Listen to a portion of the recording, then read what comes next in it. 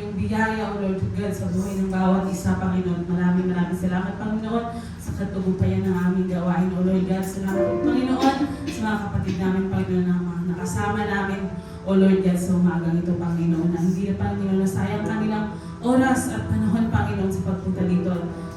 Batid ko, Panginoon, na naniniwala ako, Panginoon, na may gagawin ka, Panginoon, may purpose ka, Panginoon, sa buhay ng bawat isa, Panginoon. Salamat, O Lord God, sa mga salita namin narinig, Panginoon, through your servant today na si Jenna, O Lord God, naman, Panginoon, di namin ito makalimutan, Panginoon. We pray, O Lord God, na receive namin, Panginoon, yung portion, Panginoon, na para sa amin, may remind mo kami, Panginoon, the way, Panginoon, kami magbigay, Panginoon, sa aming kapwa, Panginoon.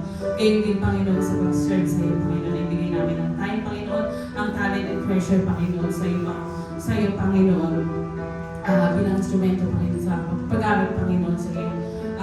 Gawain, O Lord God. Salamat din, Panginoon, sa mga 4G graduates, Panginoon, sa kanilang pagtatapos, Panginoon, ito yung maging nawa, Panginoon, na napilit po sila, Panginoon, bilang yung servant, Panginoon, sa gawain mo, O Lord God. Maraming salamat din, Panginoon, sa lahat-lahat, Panginoon. We praise you, O Lord God. We glorify you, O God. In Jesus' name we pray. Amen and amen.